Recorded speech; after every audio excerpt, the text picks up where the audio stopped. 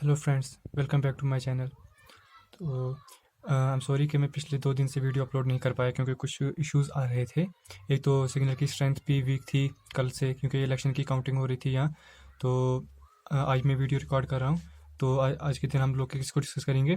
Velocity को। अगर आप ये वीडियो आज देख रहे हैं, मतलब आज पहले आप मेरे चैनल पे अगर आप न्यू हैं, तो आपको ये बता दूं कि हमने अपने चैनल पे मोशन चैप्टर को डिस्कस किया है। तकरीबन 50% हम लोगों ने डिस्कस कर लिया है, जिसमें हमने मोशन को और उसके टाइप्स को डिस्कस कर लिया है।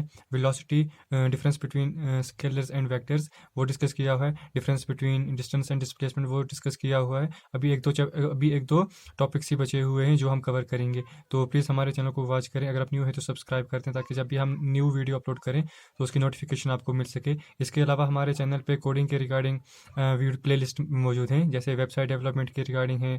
तो अगर आप कोडिंग वगैरह में इंटरेस्टेड हैं या वेबसाइट डिज़ाइनिंग में इंटरेस्टेड हैं, तो प्लीज़ उन वीडियोज़ को वॉच कीजिए। तो आज के इस लेक्चर को हम शुरू करते हैं। तो जैसा कि परसों मैंने कहा था, स्केलर्स और वेक्टर्स के बारे में बताया था कि स्केलर वो क्वांटिटी होती हैं जिनका सिर्फ मैग्नीट्यूड होता है। मतलब वो सिर्फ मतलब स्केलर वो स्केलर ऐसी फिजिकल क्वांटिटीज़ होती हैं जो सिर्फ मैथमेटिकल टर्म्स में ही कैलकुलेट की जाती हैं। मतलब उनका कोई कुछ सिर्फ क्या होता है, मैग्नीट्यूड ही होता है, नंबर होता है, और उसे उसके कुछ यूनिट्स होते हैं। जैसे अगर डिस्टेंस की बात करें तो वो मीटर्स में होगी। जैसे 1 मीटर की डिस्टेंस है तो 1 क्या है, ये उसका मैग्नीट्यूड है, और मीटर क्या है, उसका यूनिट है। तो ऐसी सभी क्वांटिटी जिनका सिर्फ मैग्नीट्यूड हो, जिनको सिर्फ मैग्नीट्यूड और उनके यूनिट में एक्सप्रेस किया जाता हो, तो उन्हें क्या कहते हैं? Scalar quantities, scalar physical quantities. तो इसके अलावा कुछ और फिजिकल क्वांटिटीज हैं जिनको मैग्नीट्यूड के साथ साथ उनकी डायरेक्शन के साथ रिप्रेजेंट करना भी बहुत ज़रूरी होता है। जैसे पिछले वीडियो में ही मैंने मिसाल दी थी, जैसे ये एक ब्लॉक है। तो अगर इसमें हम मास की बात करें तो मास का मतलब होता है total amount of matter content in this matter content by the block. ठीक है, तो इस ब्लॉक का कितना मास होगा वो डिपेंड करता है कि इसके अंदर मैटर कितना है। तो सपोज अगर इसका मास 10 kg है, तो इसका मतलब इसके अंदर जो मैटर है टोटल, वो क्या है, वो 10 kg का उसके अंदर मैटर मौजूद है। मगर अगर इसी केस में हम लोग वेट की बात करें, तो वेट क्या है? एक फोर्स है। और वेट का मतलब ये होता है कि ग्रेविटेशनल पुल। तो अगर हम अभी अर्थ के ऊपर है तो अर्थ की बात करेंगे, तो ये ऑब्जेक्ट जो है वो अर्थ इस ऑब्जेक्ट को अपनी तरफ खींच रही होगी। अगर यहाँ पे अर्थ है तो ये इसे अपनी तरफ खींचेगी। तो अगर हम इसको एक्सिस ड्रा करें तो ये आ जाएगी एक्स एक्सिस, ये माइनस एक्स एक्सिस, ये वाई एक्सिस, और ये माइनस वाई एक्सिस। तो अगर ये ऑब्जेक्ट, ये अर्थ है, तो ये इसको अपनी तरफ नीचे की तरफ पुल करेगी। तो इसमें इसके डायरेक्शन किस तरफ लग रही है फोर्स की? डाउनवर्ड्स ना, किस डायरेक्शन में? माइनस वाई एक्सिस में। तो ये क्या बन जाएगी? वेक्टर्स क्वांटिटी बन जाएगी, क्योंकि इसमें डायरेक्शन को भी एज्यूम रिप्रेजेंट करना बहुत ज़रूरी होता है। अब वेट, आप सोच रहे हो कि मास और वेट में डिफरेंस कैसे है? मास जो होता है वो डिपेंड करता है कि उसके अंदर मैटर कितना है, मगर वेट का मतलब है कि उसके ऊपर ग्रेविटेशनल फोर्स कितनी लग रही है। अगर आपका वेट सपोज 50 kg जो है वो आपका मास है, मतलब आपका वजन जो है वो 50 kg है। अगर आपको ये देखना है कि आपके ऊपर ग्रेविटेशनल फोर्स कितनी लग रही है, तो आपको अपने मास से ग्रेविटेशन एक्सेलरेशन को मल्टीप्लाई करना पड़ेगा। तो जो रिजल्ट आएगा वो क्या होगा? वेट होगा। मतलब ग्रेविटेशनल फोर्स होगी आपकी बॉडी के ऊपर, उसका यूनिट जो होगा न्यूटन्स में, क्योंकि फोर्स जो है वो न्यूटन में मेजर की जाती है। अब ग्रेविटेशनल फोर्स क्या हो, ग्रेविटेशन एक्सेलरेशन का वैल्यू कितना होता है? इसे 10 लिया जाता है जनरल में, मतलब कैलकुलेशन इजी करने के लिए, मगर इसका एक्चुअल वैल्यू जो होता है वो 9.8 मीटर पर सेकेंड स्क्वायर होता है। ठीक है, अब आप ये समझ गए होंगे कि स्केलर और वेक्टर कौन सी है। मैंने दूसरी बार डिस्कस किया है। अगर आप इसके बारे में डिटेल में जानना चाहते हैं तो प्लीज़, क्योंकि हमने डिस्टेंस और डिस्प्लेसमेंट को देखा था। डिस्टेंस जो है वो हमारी स्केलर क्वांटिटी है, तो उसको स्पीड के केस में हम लोग डिस्टेंस को कंसीडर करते हैं। तो स्पीड जो है स्केलर क्वांटिटी है, और डिस्टेंस जो है वो भी स्केलर क्वांटिटी है। अब इस वेलोसिटी जो है वो वेक्टर क्वांटिटी है। अब अगर वेलोसिटी को स्टडी करना है, किसी ऑब्जेक्ट की वेलोसिटी को स्टडी करना है, तो हमें किस चीज़ के टर्म में स्टडी करना पड़ेगा? डिस्प्लेसमेंट की टर्म में स्टडी करना पड़ेगा। DIS, डिस्प्लेसमेंट की टर्म में स्टडी करना पड़ेगा।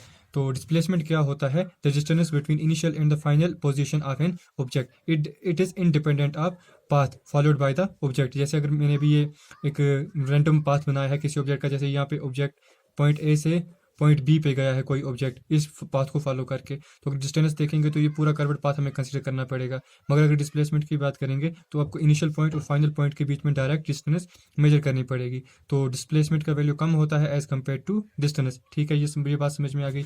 अब अगर आपको वेलोसिटी कैलकुलेट करनी है किसी ऑब्जेक्ट की, तो वेलोसिटी किसके बराबर आएगी? Displacement displacement upon time.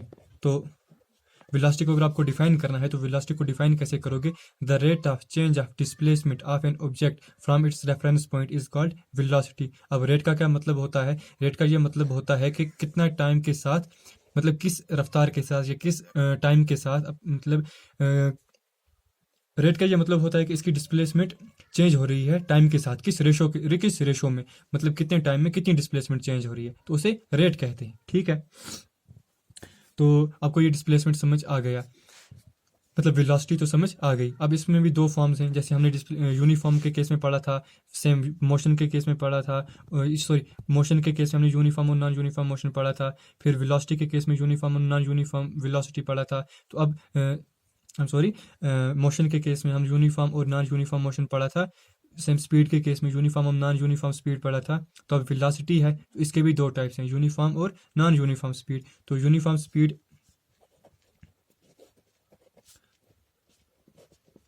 Uniform velocity, तो यूनिफॉर्म वेलोसिटी का क्या मतलब होगा? सेम टू सेम वही है कि एक ऑब्जेक्ट जो है वो अपनी वेलोसिटी में, मतलब अपनी जो डिस्प्लेसमेंट है वो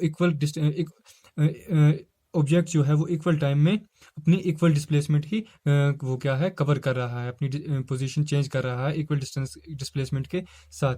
तो जैसे स्पीड के केस में था, हमने 1 मिनट में, हम 1 मिनट का टाइम पीरियड लिया था, उसमें देखा था कि एक ऑब्जेक्ट जो है वो 2 मीटर की डिस्टेंस कवर कर रहा है 1 मिनट में। तो नेक्स्ट मिनट में भी वो 2 मीटर की डिस्प्लेसमेंट डिस्टेंस कवर कर रहा है। तो वेलोसिटी के केस में क्या होगा कि पहले 1 मिनट में भी वो 2 मीटर की डिस्प्लेसमेंट कवर करेगा, एग्जांपल दे रहा हूँ।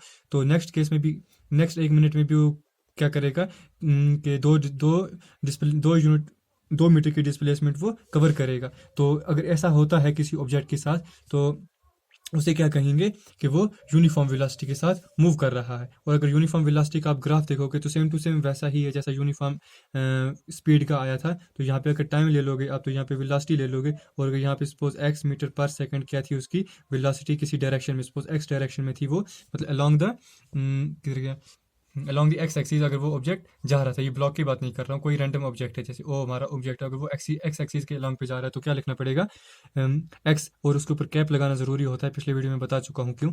तो अगर यूनिफॉर्म वेलोसिटी की बात कर रहे हैं तो वो उसका ग्राफ जो होगा वो एक स्ट्रेट लाइन होगी parallel to X axis throughout the graph. तो अगर ऐसा होता है अगर किसी भी ऑब्जेक्ट की वेलोसिटी वर्सेस टाइम ग्राफ ऐसा है, तो आपको हमेशा ये मतलब आपको इससे ये समझना होगा कि ये क्या है, ये यूनिफॉर्म वेलोसिटी है, यूनिफॉर्म वेलोसिटी ग्राफ है। किसके बीच में ड्रॉ किया गया है? वेलोसिटी वर्सेस टाइम के बीच में ड्रॉ किया गया है। तो नेक्स्ट केस आता है नॉन यूनिफॉर्म वेलोसिटी का।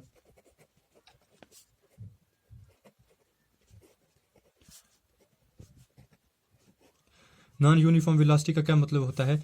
बिल्कुल वैसा ही है जैसा हमने स्पीड के बारे में पढ़ा था कि एक ऑब्जेक्ट जो है वो इक्वल इंटरवल ऑफ टाइम में अनइक्वल डिस्टेंसेस कवर कर रहा है, वेरिएबल डिस्टेंसेस कवर कर रहा है। जैसे अगर हम यहाँ पे भी 1 मीटर का टाइम पीरियड कंसीडर करेंगे, मिनट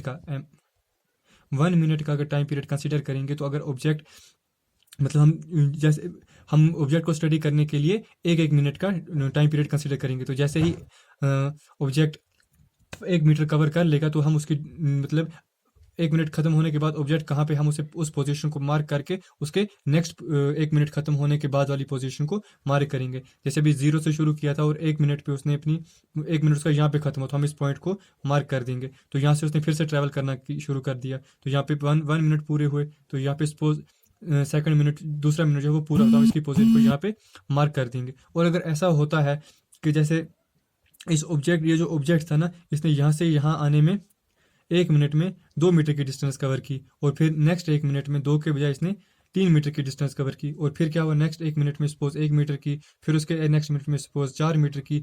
तो ये क्या कर रहा है, एक इक्वल इंटरवल ऑफ टाइम में क्या कर रहा है, वेरिएबल डिस्टेंसेस कवर कर रहा है। तो इस केस में हम लोग क्या कहेंगे कि ये क्या है, ये नॉन यूनिफॉर्म स्पीड है, नॉन यूनिफॉर्म वेलोसिटी है। तो अगर इसका आप ग्राफ देखोगे, ये इसका जो ग्राफ होता है वो जनरली इस तरह के होते हैं, इस तरह का भी होता है। ये इंक्रीजिंग है, मतलब पहले कम डिस्प्लेसमेंट कवर कर रहा था, फिर आहिस्ता आहिस्ता से ज़्यादा करना शुरू कर दिया। दूसरा केस इस तरह से हो सकता है कि पहले उसने ज़्यादा जैसे पहले 1 मिनट में तो 1 मीटर की डिस्टेंस कवर की, फिर 5 कर ली, फिर 8 कर ली, और उसके बाद फिर उसने कम करना शुरू